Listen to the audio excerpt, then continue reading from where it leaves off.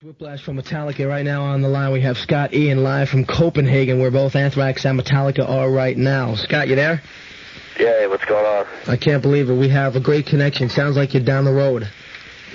Actually, I am. Scott Ian live in Copenhagen. And Scott, let me just pay some bills. We're going to come back and talk to you about the whole incident with Cliff, and I know the mood at the hotel in Copenhagen must be one of dismay and sort of just a somber mood, right? Yeah, it's pretty quiet, yeah. Okay, hang on. We'll get right back to you. Scott Ian of Anthrax. Got to break open the story right now. We'll be back. You there? Yeah, I'm here. Okay, Scott, it's, let's see, 1 o'clock here in the United States, here in New York, midnight metal. It's got to be, what, 7 in the morning in Denmark? Yeah, it's bright and early, 7 o'clock. All right, and you sound nice and tired. Did we wake you up? Yeah. Yep. Yeah, you woke me up. Anyway, Scott, oh, man, what a day. This is, bad day for things. Johnny Z, of course, is in San Francisco. He knows, right? Yeah, he knows. We spoke to him as soon as we found out. Scott, going back all the way before the accident happened, the band, you and Metallica were touring. You were in Sweden? No, Denmark.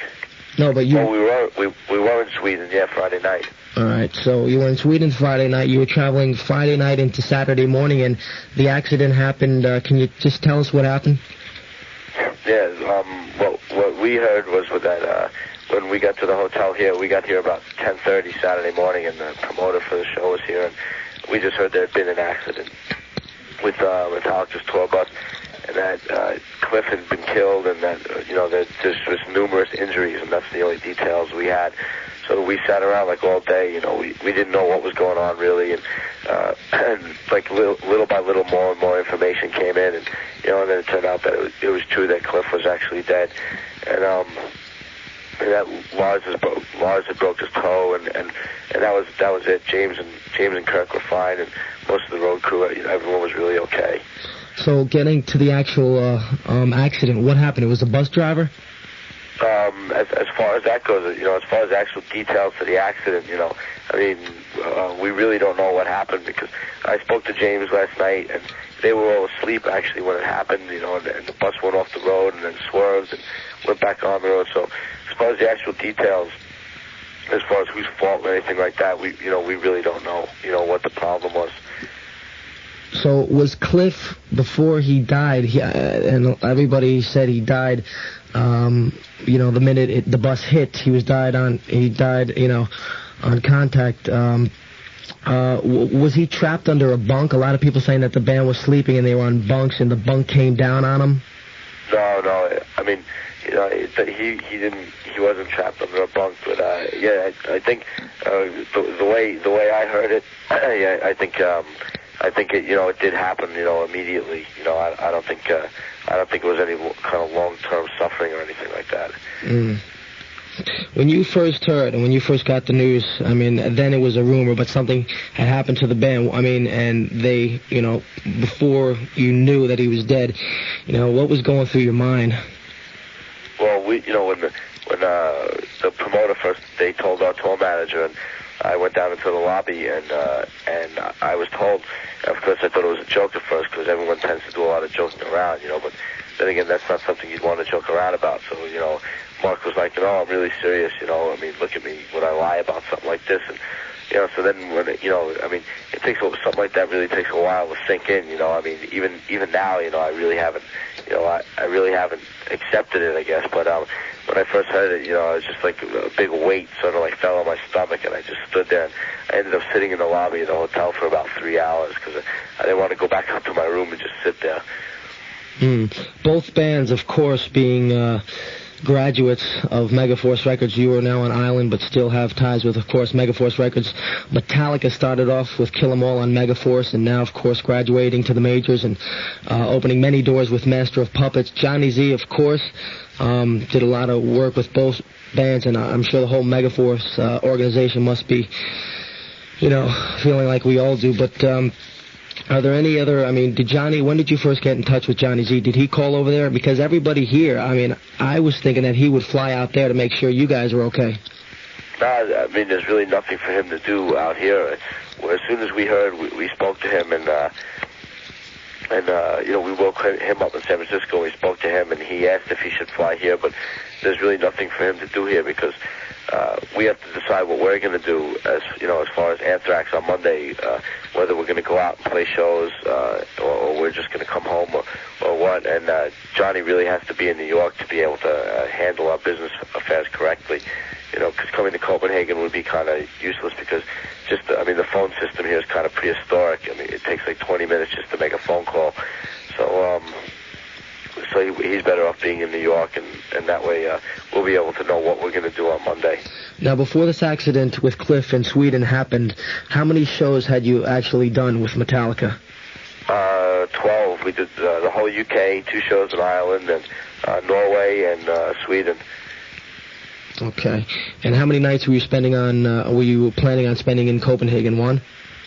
Yeah, we were supposed to play last night, and and today we actually had a day off, and tomorrow we're supposed to be in Hamburg, Germany. Mm.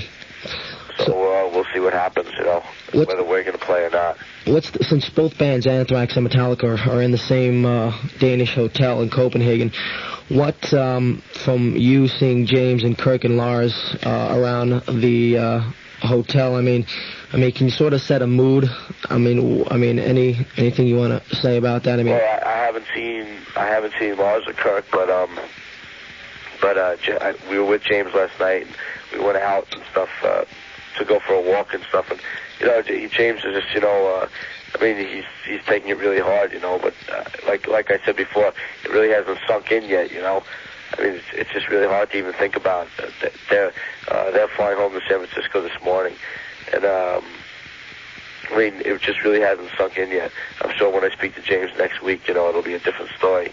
But I mean, it's just been since we found out. I mean, it's just been really terrible. The gig the place we were actually playing is only maybe 2 blocks down from where the hotel is. And all day yesterday, when the kids found out the gig was canceled, and then it got out because it was on the radio here, what happened about the accident. And there was just kids, like mobs and mobs of kids, like hanging out at the hotel, just waiting to hear what happened and stuff. And they were writing these big, big letters and notes and all sorts of stuff. So it was just a really terrible day. And this is 93.5 WRTN in New Rochelle, New York. We are talking live across seas here from New York to Denmark. Scott Ian of Anthrax is on the line. We are talking and trying to fill in our listeners about the tragic death of Metallica bass player Cliff Burton, who was killed early this past Saturday morning in a auto accident when the Metallica tour bus veered off the road.